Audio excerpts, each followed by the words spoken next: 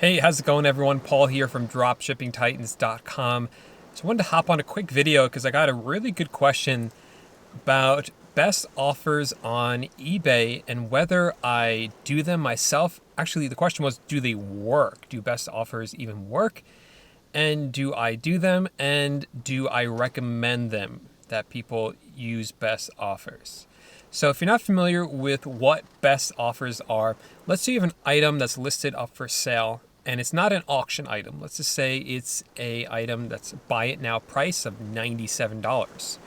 Well, you can check off a box while you list it to allow offers so that someone could come in and say, hey, I know this is $97, but will you take $90 for it? And you might come back and say, no, but I'll take $95 for it. And then they can say yes, and then you have a deal. And then you sold it for $95 instead of $97. The benefit of this is that if you have an item that's $97, the buyer might be looking at that and say, no, I'm not willing to pay $97.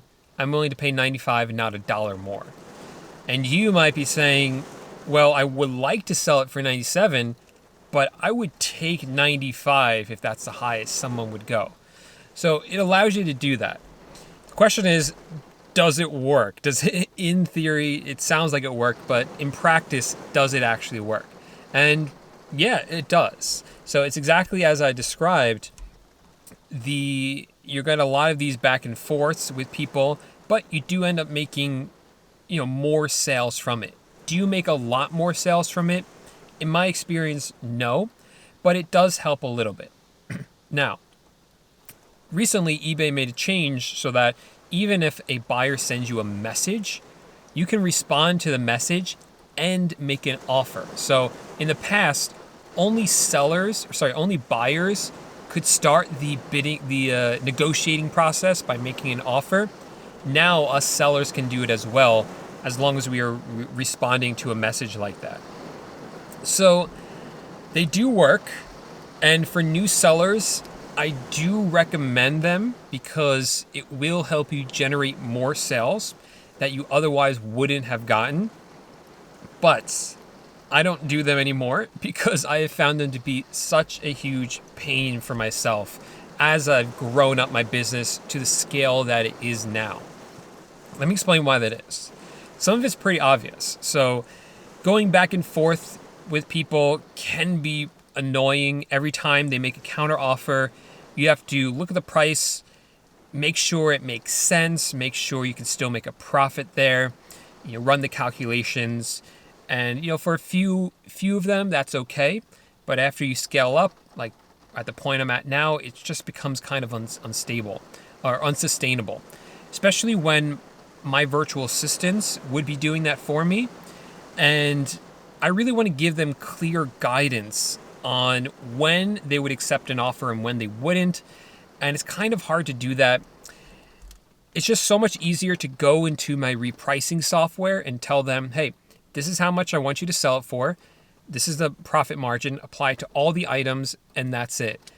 If I did best offers and I wanted to make any sort of change like that, I would have to tell my virtual assistants, hey, look, only accept offers that are more than this percentage and not less than this percentage. And if a virtual assistant or you make a mistake, you could end up selling an item at a loss and not even realize it. And the software, it prevents it from happening if you don't do best offers. So that's one reason why it's such a pain. The other reason is just because you get a lot of people who are just going to make you lowball offers. And it's kind of like, come on, really? Like, this is a $100 item. You're offering me $50 for it. Are you serious about this? And, some of them do it because they expect you to come back with your lowest counter offer. But that always just kind of bugged me. I think people should play fairly. People should put in an offer for the real value that they think it is. People play the game differently, and they get mad at you if you don't play it the way they want. So if someone would make it a $50 offer and a $100 item, I would just reject it right away. I wouldn't even do a counter offer. And then they would get mad at me about it.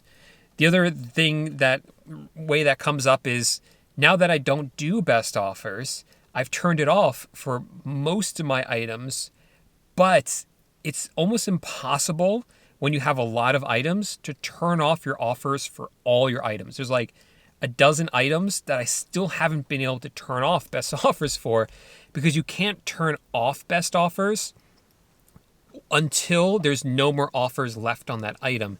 And what happens is somebody makes an offer and you have to wait something like 24 hours before it fully gets rejected.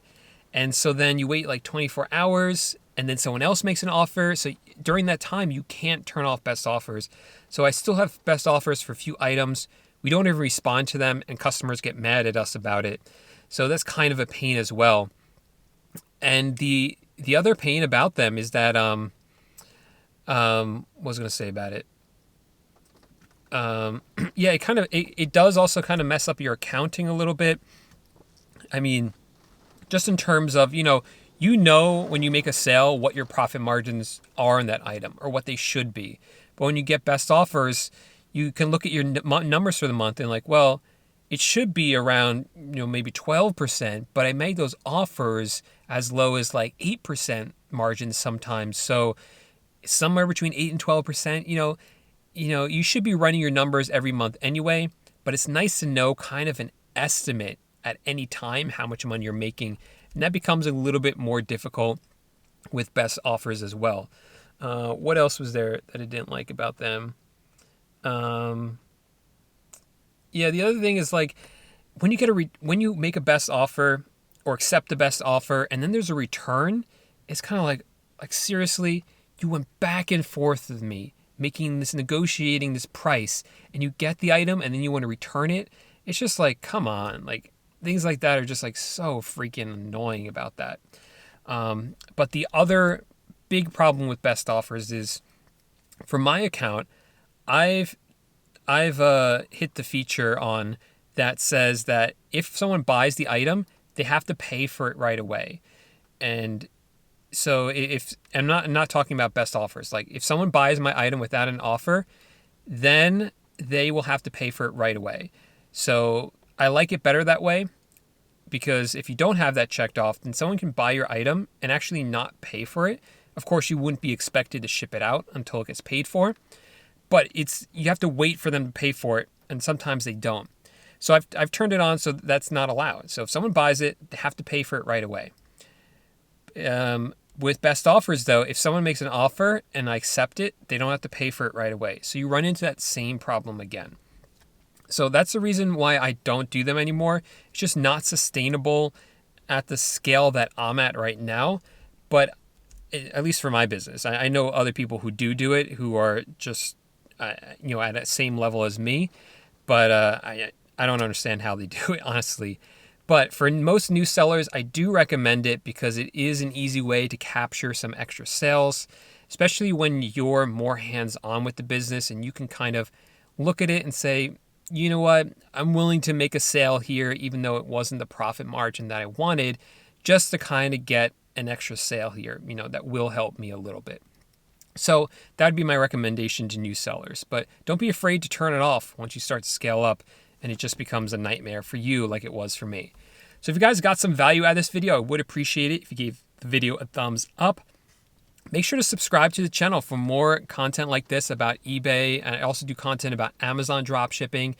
And leave a message down below letting me know if you guys do best offers, whether you like them, don't like them, and what you like and don't like about them, whether you agree with me or not. I know a lot of you use best offers and you probably disagree with me. So let me know in the comment section down below. I'd love to hear your thoughts on it.